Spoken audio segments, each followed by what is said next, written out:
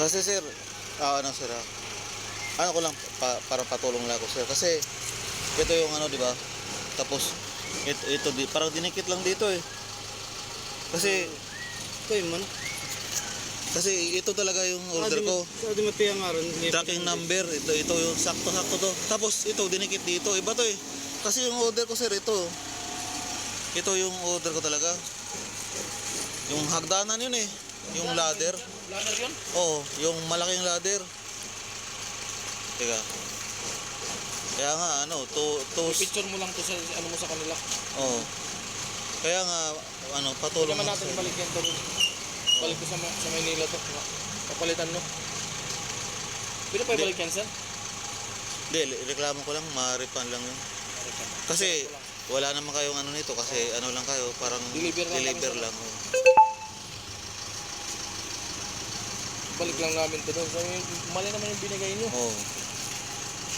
Ano? Ganyan na rin naman yan ng business na ako na ganyan. Ano ko lang sir, para may ebidensya ako sa Lazada ba? Ganda nga yung ganyan. Siyempre. Sige, sige.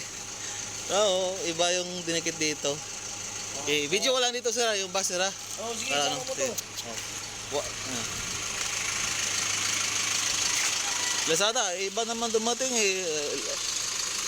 Scam na atang ano. Ba't para nako. Sige. Sir, salamat ha. Oo. Oh. Yan, Pero, kukunin mo yan.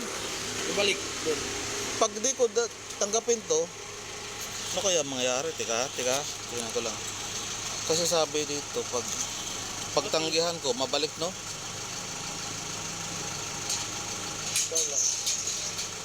Tanggihan ko na lang siguro. Oh, balik na lang yan para ano din namin yan doon, i-report namin doon. Oo.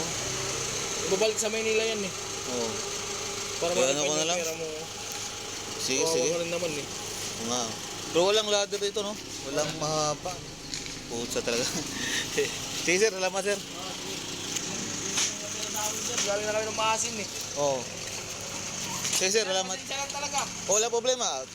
Alam ko naman, courier lang kayo eh. Ano? Sige sir. Oh.